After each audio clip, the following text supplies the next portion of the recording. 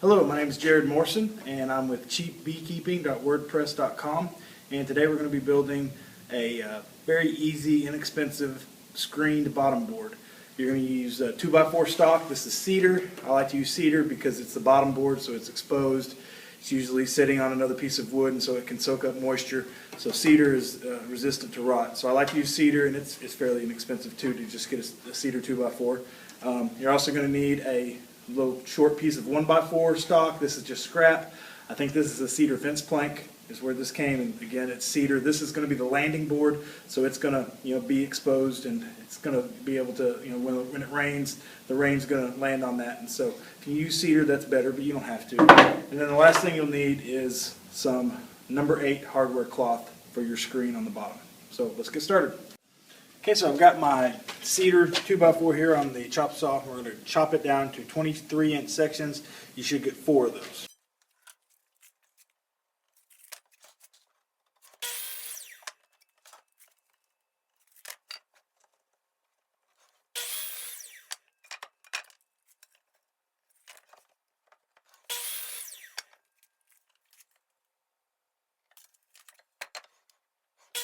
The next thing we're going to cut is our 1x4 section. It needs to be 14 3/4 inches long. I'm not going to show myself cutting it because I found these and they're already cut to length. I think I started making some bottom boards a long time ago. I made 2 or 3 and stopped, and I had some left over, so I went ahead and cut it to length. So 1x4 is 14 3/4 inches long. Okay, now I've set the table saw here to 3/4 inches wide. So the cut across here is 3/4 inches wide, and then it's set to a depth of 1.5 inches. So again, 3/4 inches wide by 1.5 inches deep. And I'm going to run all my 2x4s on end like this. Run them on end like this across that cut. Okay.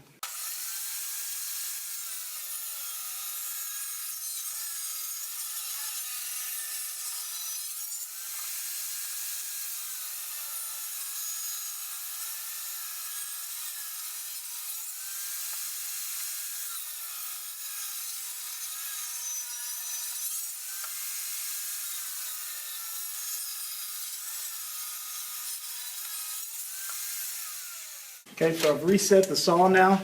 It is now 1.5 inches wide by 3/4 inch deep. So just the exact opposite of what we just did. Now I'm going to take these boards.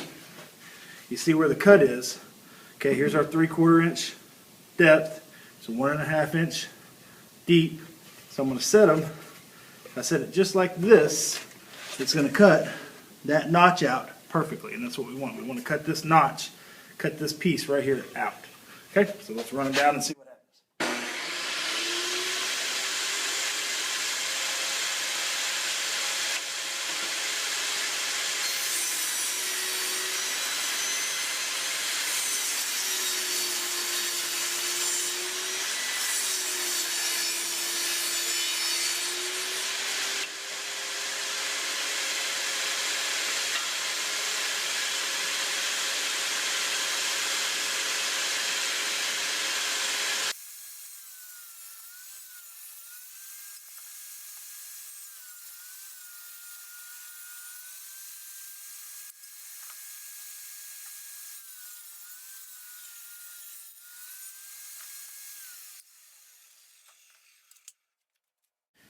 Okay, so I've set 2 of our notched side boards. These are our side rails. This is what the beehive is going to sit on. Set them to the side. Here's the notch that cut out. What we're going to do is we're going to take this and we're going to cut it the 14 3/4. So it's the same length as our landing board. We only need 2 of those because I'm making this is going to make 2 bottom boards. See, I've set aside our 2 other rails. So 1 2x4 makes 2 bottom boards. Okay, so I'm going to take the notch we cut out, take 2 of them, cut them down to 14 3/4 inches each on the chop saw. Okay, so now we've got all our pieces cut. We're ready to start assembling. We take our two of our rails, 1 of our landing boards, and then 1 of our notches that we cut to length. So the landing board is going to go across the front, just like this. This board here is going to go across the back, just like that. And there you go. That's going to be our bottom board. The hive will sit right here on top, and then here in a little bit after we get it put together, we will put our screen on the bottom. So I'm going to go ahead and assemble it with a pneumatic nailer. Okay, when I go to assemble, I use just a little pneumatic nail gun, finish nailer, and then it is outside, it is exposed, so I use Titebond 3. It's waterproof, wood glue, really good stuff. So go ahead and put.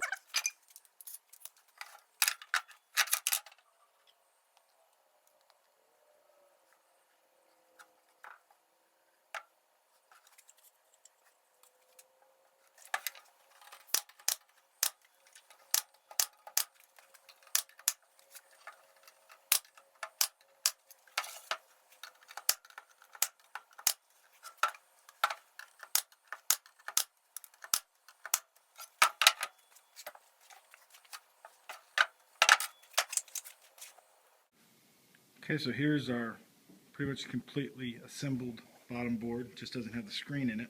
Now you'll notice that when we tack down the screen, the screen is gonna lay flat, you know, right here.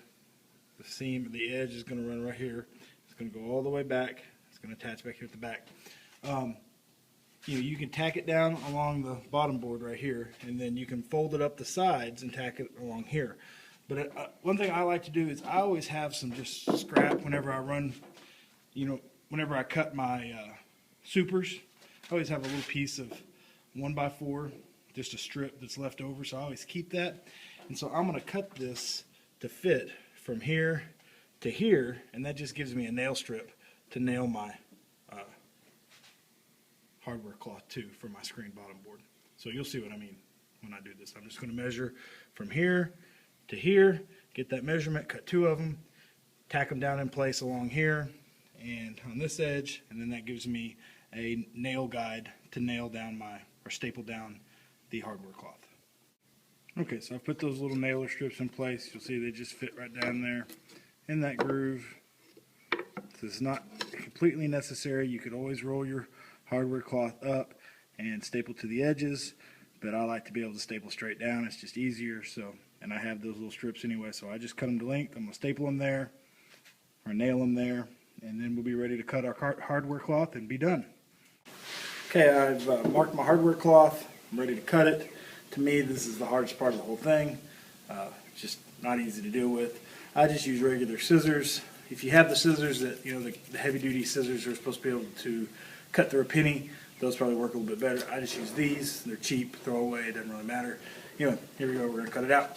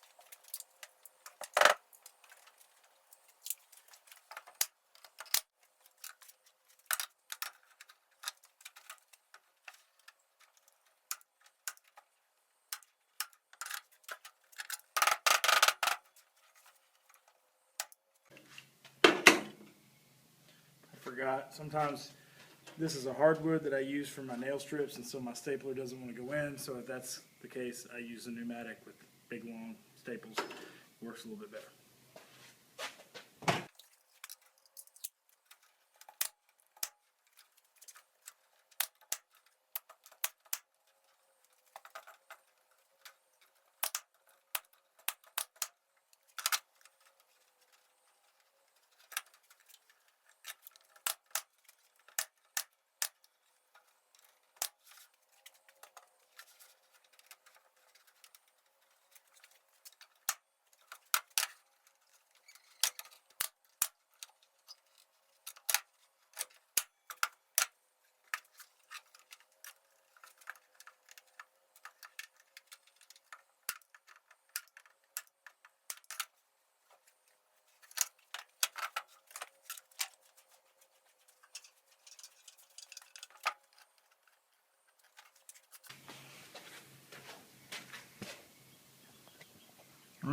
So there you go, there's your screen bottom board. Okay. It leaves a little bit of a gap along the back edge here. But I actually kind of like that for ventilation in the winter. Sometimes I will cut notches in the sides here. I'll cut notches down here so I can slide in a piece of corrugated plastic and close it up to where it's a solid bottom board in the winter, but most of the time I leave it open. If you're really worried about this little crack right here, I mean, it's 1/8 of an inch maybe. You could always put something there if you wanted to, put some shims or something to seal that up. I don't worry about it. If the bees want to seal it up, they'll seal it up. It's not going to make a big difference to me. I'm not that big about perfection. I think good enough is perfect, and so that's pretty good enough for me. And it's cheap, and I have enough materials from that one 2x4 and that one 1x4, and just a scrap piece of 1x4 to make another one. So I'll put together another one, and got 2 bottom boards, 2 more hives.